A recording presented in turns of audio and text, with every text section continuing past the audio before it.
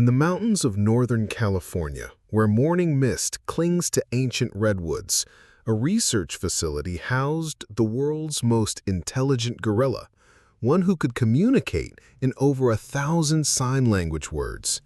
But when Koko began frantically signing the same terrifying message over and over, desperate to warn the humans who couldn't understand the magnitude of what was coming, her words would reveal a danger so unthinkable that it would force everyone to question everything they thought they knew about animal intelligence. Before we jump back in, tell us where you're tuning in from, and if this story touches you, make sure you're subscribed, because tomorrow, I've saved something extra special for you.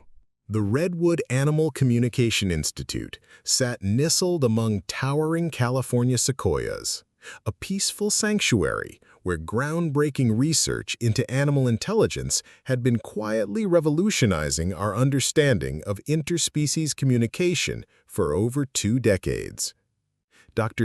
Chen had dedicated her life to this work, spending 12-hour days studying the remarkable cognitive abilities of rescued primates. The facility's crown jewel was Luna, a 28-year-old Western lowland gorilla who possessed an extraordinary gift. Unlike any gorilla before her, Luna had mastered over 1,200 American Sign Language words and could construct complex sentences to express abstract thoughts, emotions, and even philosophical concepts. Her daily conversations with researchers had provided invaluable insights into animal consciousness and intelligence. Every morning followed the same cherished routine. Luna would greet Dr. Chen at 7 a.m. sharp, signing, "Good morning, Sarah, friend," before settling into their daily lessons. She would ask about the weather, request her favorite fruits, and even inquire about Dr. Chen's weekend plans. The bond between human and gorilla had transcended typical researcher-subject relationships, evolving into genuine friendship built on mutual respect and understanding. The facility operated like clockwork, with Luna's predictable schedule anchoring the entire facility's rhythm. Visitors from universities worldwide came to witness Luna's remarkable abilities, watching in amazement as she signed complex thoughts about her dreams, her memories of the wild, and her observations about human behavior. Little did anyone realize that Luna's extraordinary intelligence would soon reveal something far more significant than academic research. Her ability to perceive and communicate what humans could not see was about to save lives in the most terrifying way imaginable. Dr. Chen had built her entire career on the foundation of Luna's remarkable abilities. But she had also built something far more precious, a relationship of absolute trust with the most intelligent animal she'd ever encountered. At 45, Sarah had sacrificed marriage, children, and a traditional life to dedicate herself to this groundbreaking research, finding in Luna the family she'd never had. Sarah's unwavering belief in Luna's intelligence had made her vulnerable in the scientific community. Many colleagues dismissed her work as anthropomorphization, claiming she was reading too much into Luna's signs. The constant criticism from skeptical peers had isolated Sarah professionally, making her defensive about every aspect of her research. Her entire life's work hinged on Luna's continued cooperation and well-being. Without Luna, Sarah's research would crumble, her funding would disappear, and her reputation would be destroyed. She had staked everything on proving that animals possessed complex emotional and intellectual lives that humans had long underestimated. More than professional vulnerability, Sarah had formed an emotional dependence on Luna that went beyond typical scientific objectivity. Luna was her confidant, her inspiration, and the validation of her life's purpose. Every morning, Sarah looked forward to their conversations with the eager anticipation of someone meeting their best friend. This deep emotional investment, while beautiful, had also made Sarah blind to certain possibilities. She interpreted Luna's communications through the lens of their established relationship, never imagining that her beloved friend might be trying to convey something urgent, something dangerous, something that would challenge everything Sarah thought she knew about the boundaries between human and animal perception. What Dr. Chen didn't know was that 50 miles away, deep beneath the Sierra Nevada mountains, something catastrophic was building. The Cascade Fault Line, dormant for over 300 years, had been showing microscopic stress fractures for weeks. Seismic monitoring stations had recorded unusual activity, but the readings were so subtle that human instruments barely registered them as significant. Animals, however, possess sensory capabilities that far exceed human perception.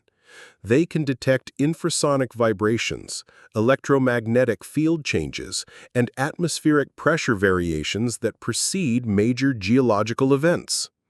For days, wildlife throughout Northern California had been exhibiting strange behavior. Birds abandoning their nests, deer fleeing to higher ground, and domestic animals displaying unprecedented anxiety. The fault line's increasing instability was sending warning signals through the Earth's crust, vibrations so low frequency that human ears couldn't detect them, but Luna's heightened senses were picking up these ominous tremors. Her extraordinary intelligence allowed her to process these sensations in ways that other animals could not. She understood that something terrible was approaching. The threat was invisible to every human in the research facility.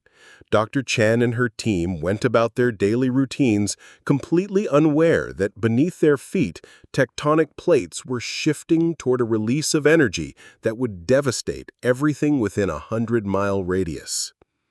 While humans relied on sophisticated instruments that failed to capture the full magnitude of the impending disaster, Luna possessed an ancient biological early warning system that was screaming danger.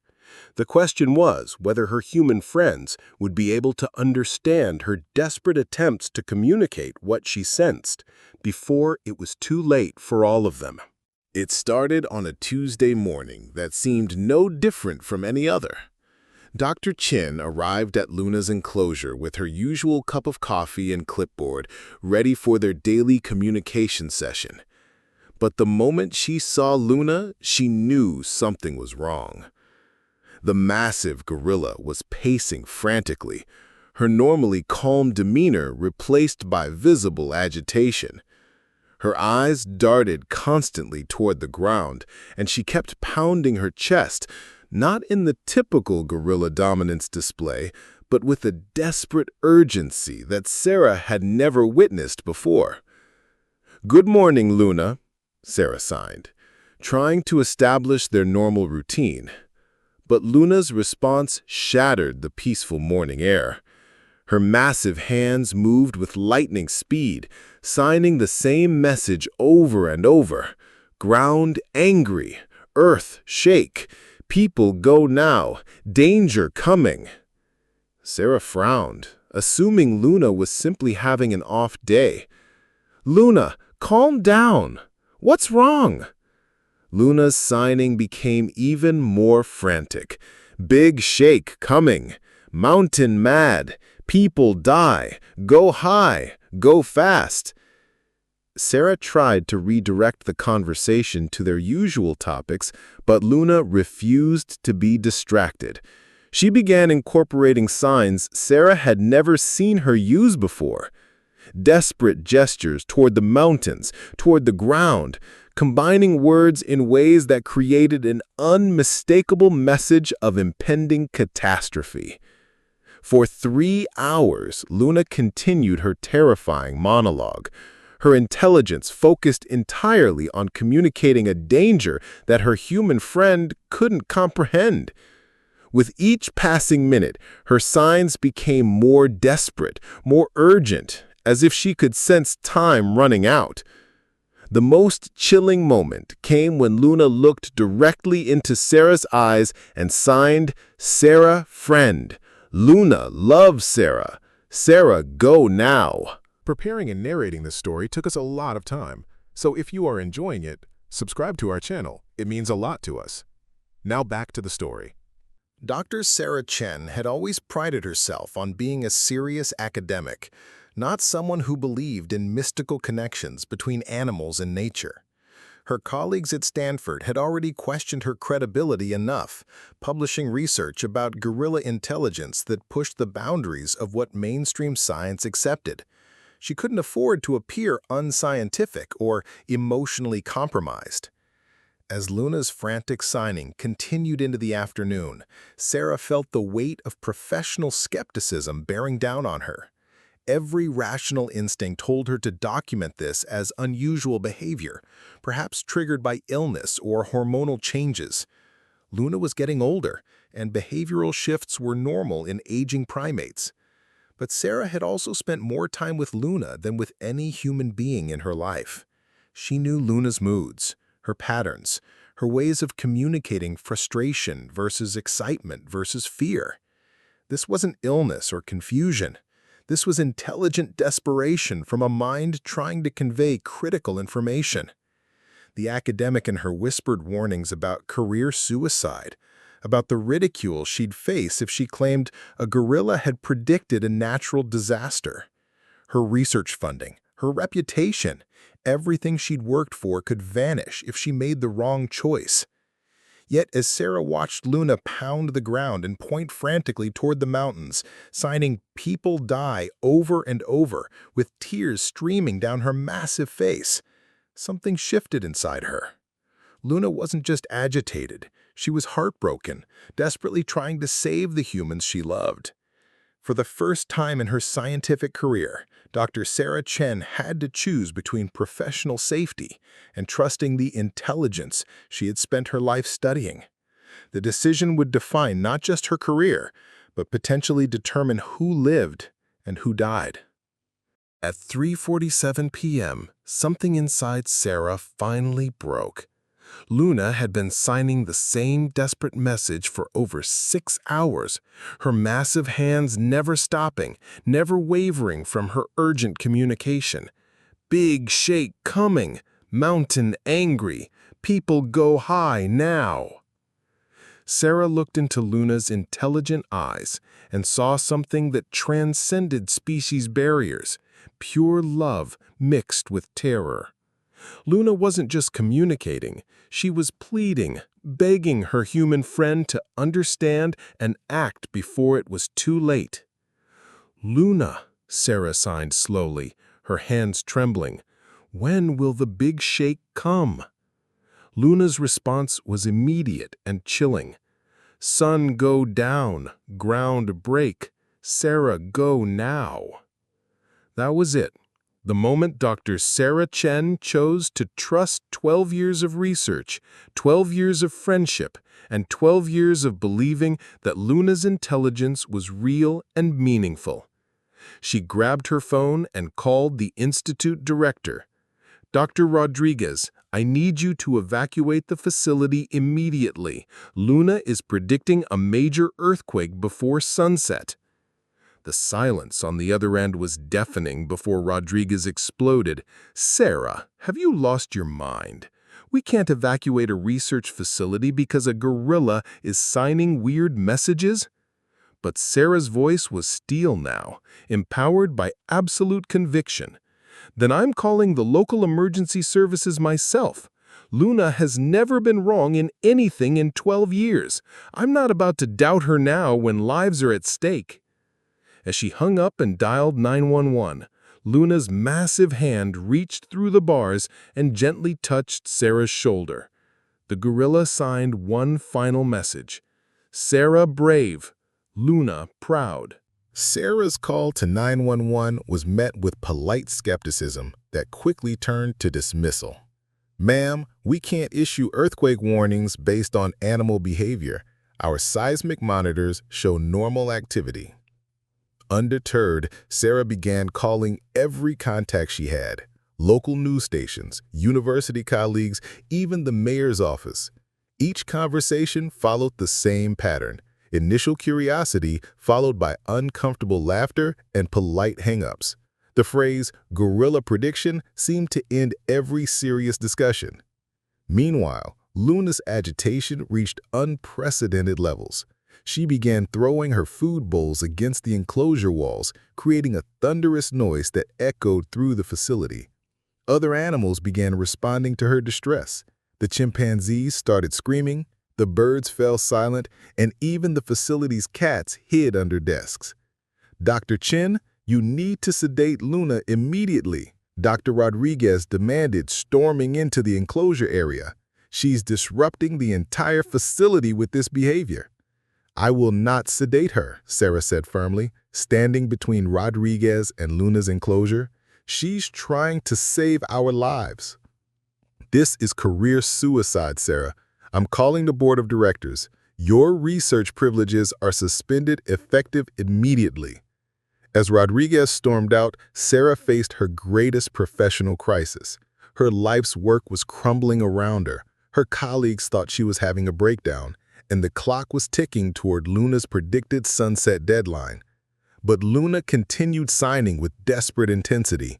"Sarah, stay strong. People must go. Ground breaks soon." Sarah realized she was fighting not just for Luna's credibility, but for the lives of everyone who couldn't hear what Luna was trying to tell them. At 5:15 p.m., just as the sun began its descent toward the horizon, Sarah's phone rang. It was Dr. James Wright, a seismologist from UC Berkeley whom she'd contacted hours earlier. "Dr. Chen, I owe you an apology." His voice was tight with urgency. "Our deep monitoring stations just detected massive pressure changes along the Cascade Fault. We're seeing precursor activity that suggests a major event is imminent, possibly within hours." Sarah's heart hammered against her ribs. Luna was right! "I don't care if it was a gorilla, a psychic, or a magic 8-ball. You may have given us the only warning we're going to get. I'm contacting emergency services now." Within minutes, Sarah's phone exploded with calls. The same news stations that had dismissed her hours earlier were now begging for interviews. Emergency responders who had hung up on her were calling back for more details about Luna's predictions. The institute director burst back into Luna's area, his face pale. "Sarah, the governor's office just called. They're issuing an evacuation advisory for the entire region. How did Luna know?" But Luna's behavior had shifted dramatically. The frantic pacing stopped, replaced by an eerie calm. She approached the front of her enclosure and signed slowly, deliberately. "People, listen now. Good. Luna happy." Then she did something that made Sarah's blood run cold. Luna walked to the back corner of her enclosure, sat down in what Sarah recognized as a protective position, and signed, "Big shake very soon. Ground angry now." The facility began shaking with the first tremors just as Luna finished her final warning. At 6:42 p.m., the Earth unleashed its fury with a 7.8 magnitude earthquake that would have devastated Northern California. But thanks to Luna's warning, over 200,000 people had evacuated to higher ground and safer structures. What should have been a catastrophic loss of life became one of the most successful disaster evacuations in American history. The Redwood Animal Communication Institute, built to earthquake standards thanks to Sarah's insistence, rode out the tremors with minimal damage. As the shaking subsided, Sarah rushed to Luna's enclosure, her heart pounding with a mixture of relief and overwhelming gratitude. Luna sat calmly in her protected corner, seemingly unsurprised by the validation of her warnings. When she saw Sarah approaching, the massive gorilla rose and walked to the front of her enclosure, her movements deliberate and dignified. "Luna?" Sarah signed, tears streaming down her face. "You saved everyone. You're a hero." Luna's response was characteristically humble. "Luna loved people. People safe now. Luna happy. Within hours, news crews from around the world descended on the institute.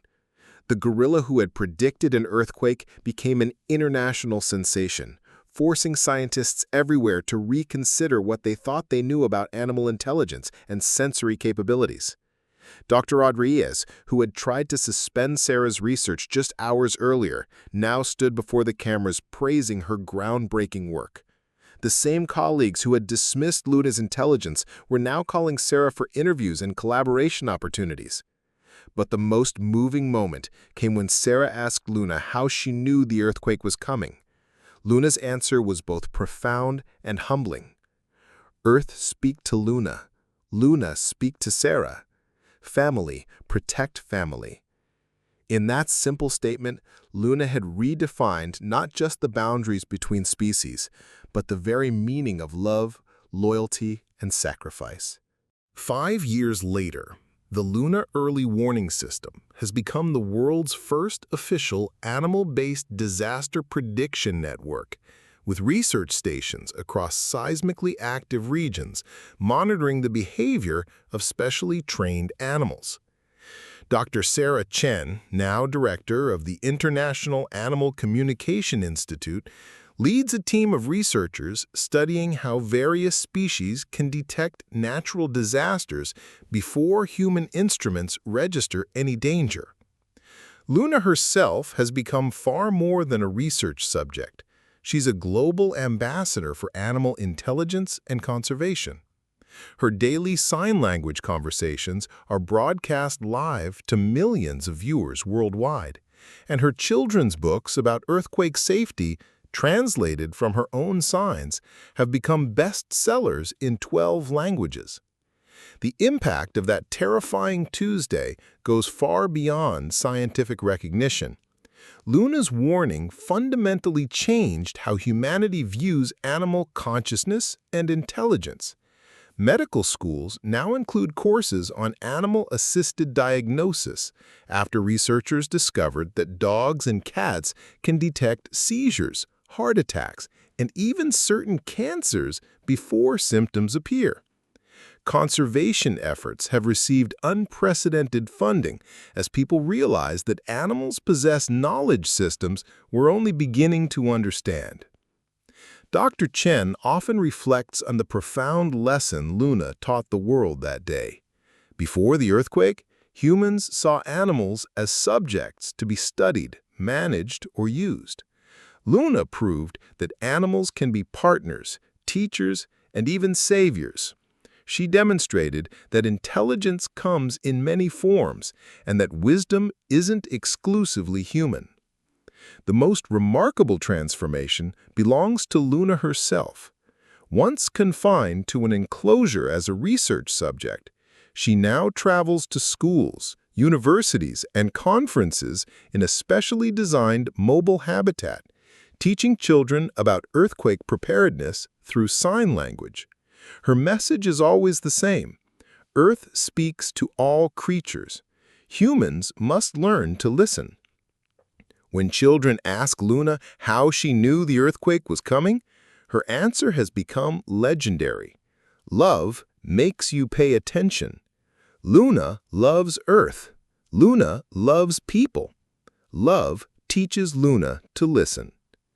The earthquake that Luna predicted caused minimal casualties, but maximum change.